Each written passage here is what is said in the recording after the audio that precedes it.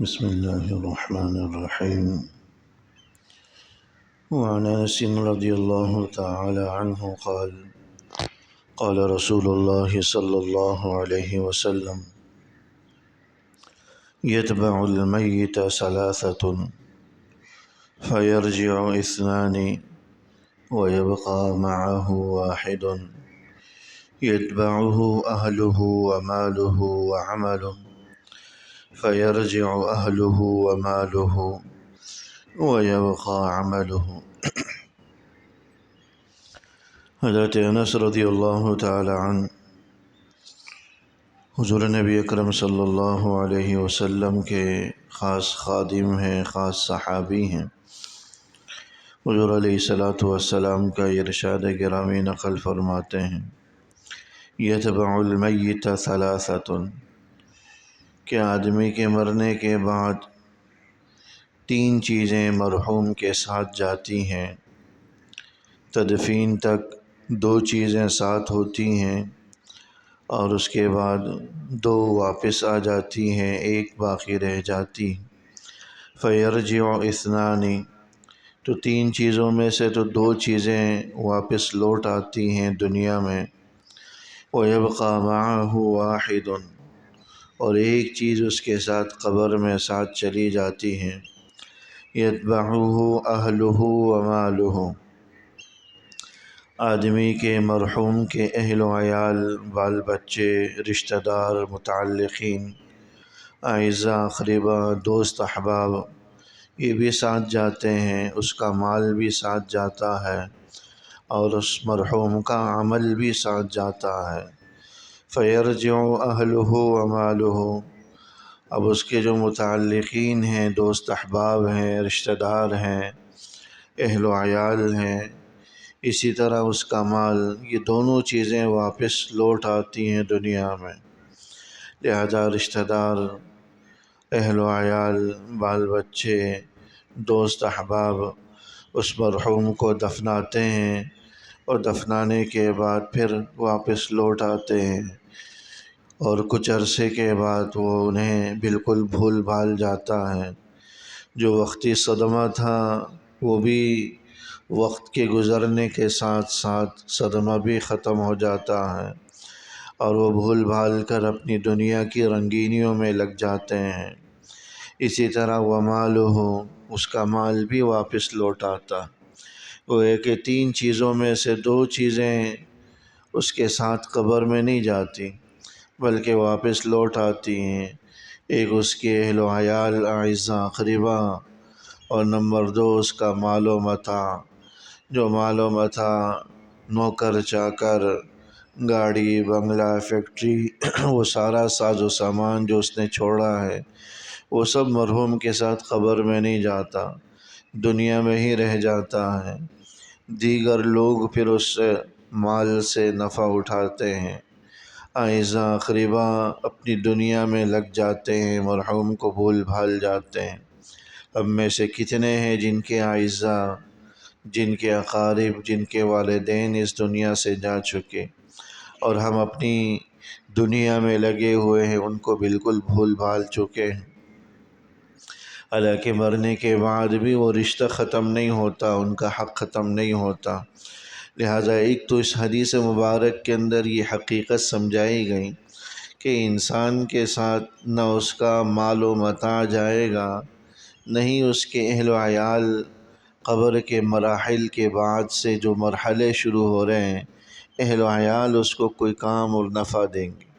لہٰذا جن اہل و عیال، اعزاء اقربا یا بیوی بچوں کے لیے وہ دن رات کھپاتا ہے، محنت کرتا ہے، بس اوقات ان کی وجہ سے رب کو ناراض کر جاتا ہے، حلال و حرام کی تفریق ختم کر دیتا ہے، جھوٹ، دھوکہ دہی، فراڈ، سود، رشوت، یہ ساری چیزوں میں وہ ملوث ہو جاتا ہے انہی اہل و عیال کی وجہ سے۔ یہ سب اس کے بعد قبر کے مراحل، اس کے بعد کے مراحل میں کوئی ساتھ دینے والا نہیں، بلکہ آخرت کا منظر تو اور بھی ہولناک قرآن کریم نے بتلایا ہے۔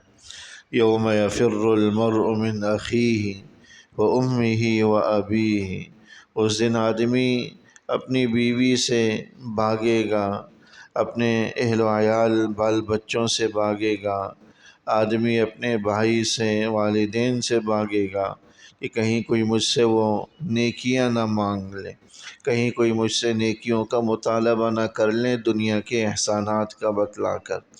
اس لیے نفسا نفسی کا عالم ہوگا۔ تو اس لیے دنیا کے اندر سمجھداری یہی ہے کہ انسان اہل و عیال کی بھی ضروریات کا خیال رکھیں، لیکن اس سے زیادہ ترجیح اپنی آخرت کو دے، اپنی آخرت کی فکر کرے۔ یتبع فیرجع اہلہ ومالہ، لہذا اس کے اہل و عیال اور اس کا مال دنیا میں ہی رہ جاتا ہے۔ ویبقى عملہ، اور آدمی کا عمل اس کے مرنے کے بعد ساتھ چلا جاتا ہے۔ یہاں پر عمل سے مراد ان اعمال کا اجر و ثواب ہے جو دنیا میں اس نے کیا۔ وہ اجر و ثواب، وہ جزا و سزا جو دنیا میں اس نے کیے ہوں، وہ قبر میں اس کے ساتھ چلا جاتا ہے، اور قبر کے جانے کے بعد ہی جزا و سزا کا عمل شروع ہو جاتا۔ اگر نیک آدمی ہو، پارسا اور متقی ہو، تو قبر اس کے لیے جنت کے باغوں میں سے ایک باغ بنا لی جاتی ہے، اور اگر اللہ معاف کرے وہ فاسق، فاجر اور بدکار ہو، گنہگار ہو، تو قبر جہنم کے گڑھوں میں سے ایک گڑھا بنا دی جاتی ہے۔ یہی بات حدیث مبارک میں بتلائی گئی، القبر روضۃ من ریاض الجنہ او حفرۃ من حفر النیران، کہ قبر یا تو جنت کے باغوں میں سے ایک باغ ہے یا جہنم کے گڑھوں میں سے ایک گڑھا۔ جب نیک آدمی قبر میں رکھا جاتا ہے، قبر کوئی خالی زمین کا گھڑا نہ سمجھے آدمی۔ یہ جو ہم مرحومین کو تدفین کر جاتے ہیں، قبروں میں دفنا دیتے ہیں گھڑا کھود کر اپنے ہاتھوں سے، ہمارے ذہنوں میں یہ ہوتا ہے کہ یہ تو محض ایک زمین کا ایک گھڑا ہے جو ہم نے اپنے ہاتھوں سے کھودا ہے۔ ایسا نہیں ہے، وہ کوئی خالی خولی گھڑا نہیں ہے۔ ہاں، دکھنے میں ہمیں گھڑا ضرور نظر آ رہا ہے، زمین کا ایک خالی سا وہ گھڑا ہمیں نظر آ رہا ہے، لیکن حقیقتاً وہ یا تو جنت کا ایک باغ ہے یا جہنم کا ایک گھڑا۔ نیک آدمی کو جب اس گڑھے میں اتارا جاتا ہے تو قبر کا وہ گھڑا اس کا استقبال کرتا ہے اور کہتی ہے وہ قبر کہ تیرا آنا مبارک ہو، جب تو زمین پر چلتا تھا تو تیرا چلنا مجھے سب سے زیادہ محبوب اور پسندیدہ تھا، آج تو میرا بھی حسن سلوک دیکھ لے۔ تو وہ قبر تا حد نگاہ اس کے لیے وسیع ہو جاتی ہے، اور جنت کی کھڑکی اس کے لیے کھول دی جاتی ہے، جہاں کے مناظر سے، جہاں کی خوشبوؤں سے وہ مرحوم جو ہے فائدہ اٹھاتا رہتا ہے۔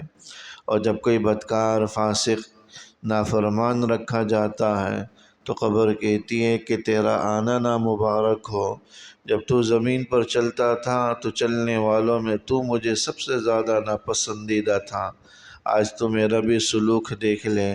تو قبر کے دونوں کنارے آپس میں مل جاتے ہیں اور اس مرحوم کو اتنا دباتے ہیں کہ اس کی پسلیاں ایک دوسرے میں گھس جاتی ہیں، جس طرح دونوں ہاتھوں کی انگلیاں ایک دوسرے میں گھس جاتی ہیں۔